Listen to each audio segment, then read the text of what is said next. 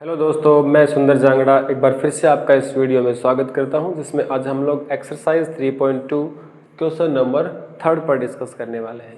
तो question number 3 पर discuss करने से पहले यहाँ पे जो भी बच्चे मेरी वीडियो देख रहे हैं वो प्लीज़ चैनल को सब्सक्राइब करें और बेल आइकन को प्रेस कर लें। तो चलिए देख लेते हैं क्वेश्चन नंबर 3 को। तो क्वेश्चन नंबर 3 को देखने से पहले हमारे पास दो टर्म्स हैं जिनके बारे में हम लोग डिस्कस करने वाले हैं। फर्स्ट टर्म जो कि कंसिस्टेंट और सेकंड टर्म जो कि इनकंसिस्टेंट।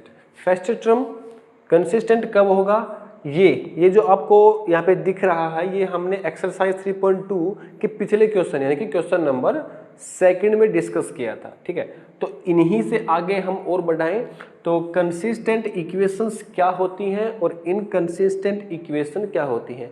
कंसिस्टेंट इक्वेशंस वो इक्वेशंस होते हैं जिन इक्वेशन से हमें कोई सॉल्यूशन मिले, चाहे वो एक सॉल्यूशन हो, चाहे वो दो हो, चाहे वो इनफाइनाइट सॉल्यूशन हो, लेकिन सॉल्यूशन उस इक्वेशन के होने चाहिए।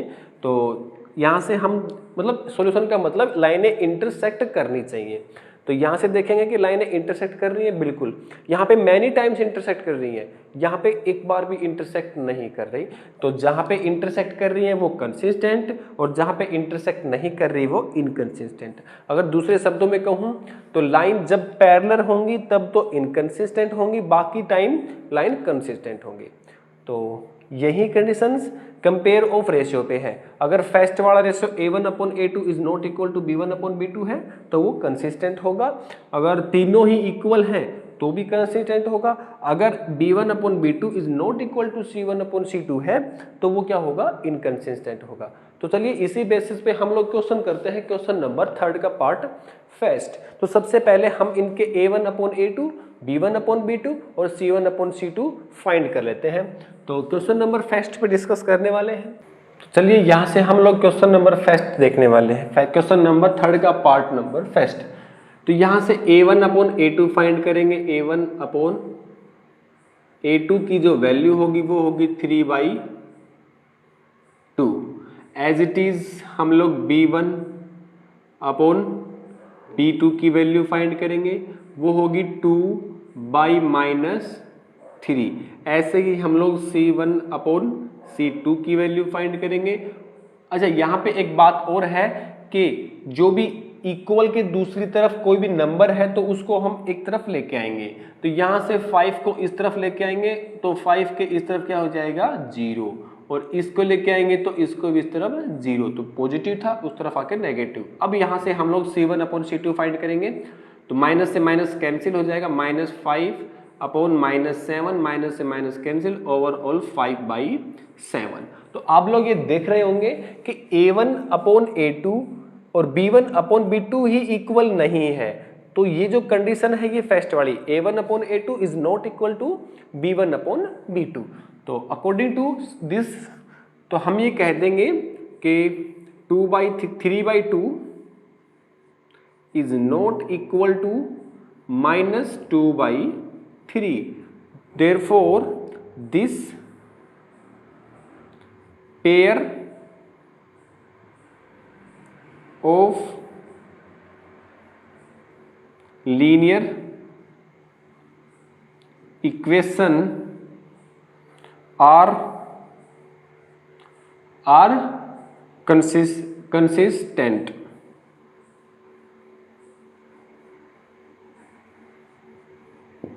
ठीक है, तो चलिए अब हम लोग देखते हैं पार्ट नंबर सेकंड। ऐसे वही काम हमें पार्ट नंबर सेकंड में करने हैं। तो पार्ट नंबर सेकंड में करने वाले हैं। सबसे पहले A1/A2 की वैल्यू हमें कितनी मिलेगी, 2/4, कैंसिल आउट करने पे 1/2। ऐसे ही हमें B1/B2 की वैल्यू फाइंड कर लेनी है। B1/B2 is equal to -3/-6, minus से माइनस कैंसिल, 3 से ही हो जाएगा 1/2। ऐसे ही हमें C1/C2 की वैल्यू फाइंड करने ली है 8/9। तो यहाँ से हम लोग देख रहे हैं कि A1/A2 इज इक्वल है, क्योंकि a1 अपॉन a2 की वैल्यू 1/2 है और b1 अपॉन b2 की वैल्यू भी 1/2 है, लेकिन ये इक्वल किसकी नहीं है, c1 अपॉन c2। तो ये हमारे पास थर्ड वाली कंडीशन बनेगी। तो यहाँ से हम लोग कह देंगे कि 1/2 is equal to 1/2 is not equal to 8/9। तो यहाँ से ये मिलेगा हमें a1 upon a2 equal to b1 upon b2 is not equal to c1 upon c2। तो therefore this pair of linear equation are inconsistent.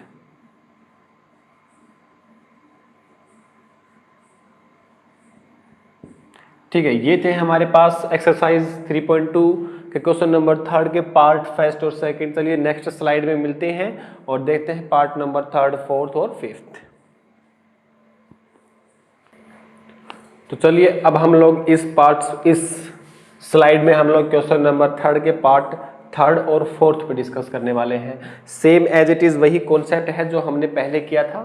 तो पार्ट 3 में हम लोग देखने वाले हैं कि a1 की वैल्यू, b1 की वैल्यू और c1 की वैल्यू। लेकिन यहाँ पे करने से पहले ये कंफर्म कर लें क्या इक्वल में 0 है। इक्वल में हमें 0 करना है, बाकी सबको एक तरफ लेके आना है। तो इक्वल में कितना है, 7 को इस तरफ लेके आएंगे, 14 है उसको भी एक तरफ लेके आएंगे। तो इसको अगर सही फॉर्म में लिखे तो ये तो कुछ ऐसा लिखा जाएगा कि 3/2x प्लस 5/2y, 7 इस तरफ आएगा तो -7 is equal to 0। As it is यही 9x माइनस 10y और -14 इज इक्वल टू 0। अब ये स्टैंडर्ड फॉर्म में है। इस स्टैंडर्ड फॉर्म से अब हम लोग a1 upon a2 b1 upon b2 find कर लेंगे। तो a1 अपॉन a2 की जो वैल्यू होगी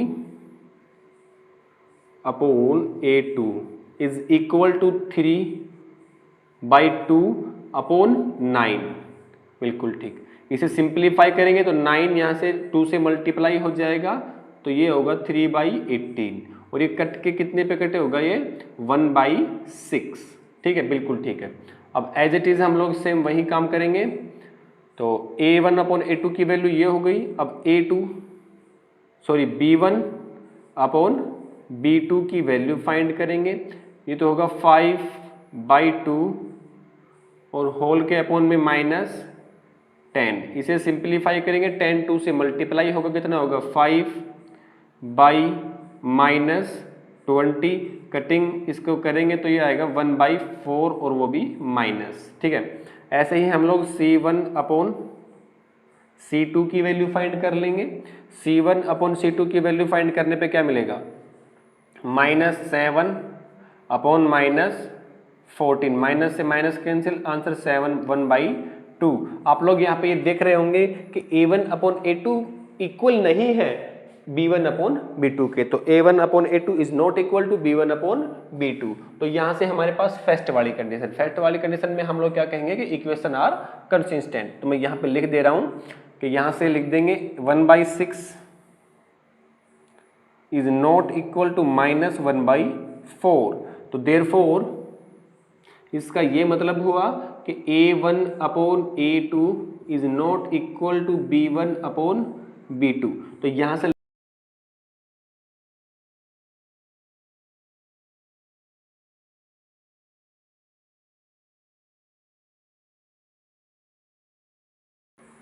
बिल्कुल ठीक है। तो ये था पार्ट नंबर 3। चलिए अब देखते हैं पार्ट नंबर 4 को। पार्ट नंबर 4 को सबसे पहले इक्वेशंस को हम स्टैंडर्ड फॉर्म में लिखेंगे। तो 11 को भी इस तरफ लेके आएंगे और -22 को भी इस तरफ लेके आएंगे। तो लिख लेते हैं 5x माइनस 3y। 11 पॉजिटिव है, इक्वल के उस साइड, इक्वल के इस साइड आएगा तो -11 इज इक्वल टू 0। अब इसको भी सिंप्लीफाई करेंगे, -10x प्लस 6y और ये माइनस है तो इस तरफ आएगा तो +22 इज इक्वल टू 0। ठीक है, अब इसे सिंप्लीफाई करेंगे। सिंप्लीफाई करने के लिए क्या करेंगे, a1 अपॉन a2 की वैल्यू फाइंड करेंगे। a1 upon a2 is equal to 5 by -10, cutting करने पे आएगा -1/2। ऐसे ही b1 अपॉन b2 की वैल्यू -3/6, कटिंग करने पे आएगा -1/2। ऐसे ही c1 अपॉन c2 की वैल्यू कट करने पे ये -11/22 और कट करने पे आएगा -1/2। तो आप ये देख रहे होंगे कि इसमें हर a1 upon a2 is equal to b1 upon b2 is equal to c1 upon c2। तो तीनों ही वैल्यू इक्वल हैं। तो जो लाइंस होंगी हमारे पास वो कैसी होंगी, कोइंसिडेंट लाइंस, ये वाली लाइंस, ये वाली इक्वेशन से हमें मिलेगी। तो इक्वेशंस कैसी होगी, कंसिस्टेंट। तो यहां से लिख देंगे कि a1 upon a2 is equal to b1 upon b2 is equal to c1 upon c2। Therefore this pair of linear equation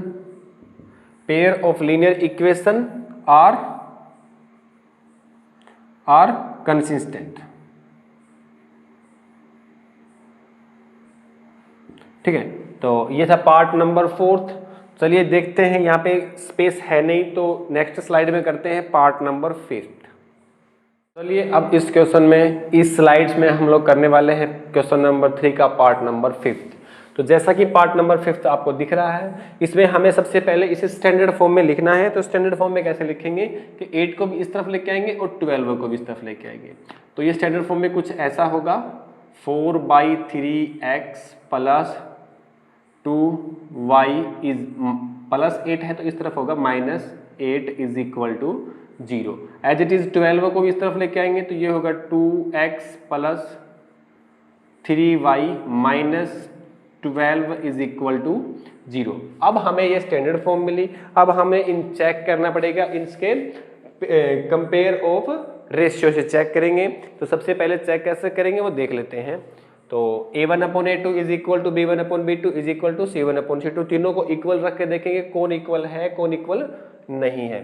तो a1 अपॉन a2 फाइंड करेंगे, ये होगा 4/3 होल के अपॉन में 2, सिंप्लीफाई करने पे 3 2 से मल्टीप्लाई होगा तो 4/6 और ये कितने पे कैंसिल होगा 2/3 पे। Same as it is b1 upon b2, ये कितने पे होगा 2/3, ऑलरेडी पहले ही दे रखा है इसने। अब ऐसे ही ये चेक करने वाले हैं c1 अपॉन c2 की वैल्यू -8/-12, माइनस से माइनस कैंसिल, 8 से ये कितने हो जाएगा 8 2 जा 4 और अपॉन 3। तो ओवरऑल जो इक्वेशन बन के आएगी वो ये आएगी। अब तीनों की वैल्यूज हमें पता है, कि 2/3 2/3 और 2/3, तो तीनों ही इक्वल है तो मीन्स ये वाली कंडीशन होगी। तो यहाँ से हम लोग लिख देंगे 1/2 is equal to 1/2 is equal to 1/2। Equal में लिखेंगे a1 upon a2 is equal to b1 upon b2 is equal to c1 upon c2, तीनों ही इक्वल हो गए। उसके बाद यहाँ पे लिख देंगे कि तीनों ही इस कंडीशन के अकॉर्डिंग जो हमारी इक्वेशन है वो कैसी है, कंसिस्टेंट। तो देयरफॉर दिस पेयर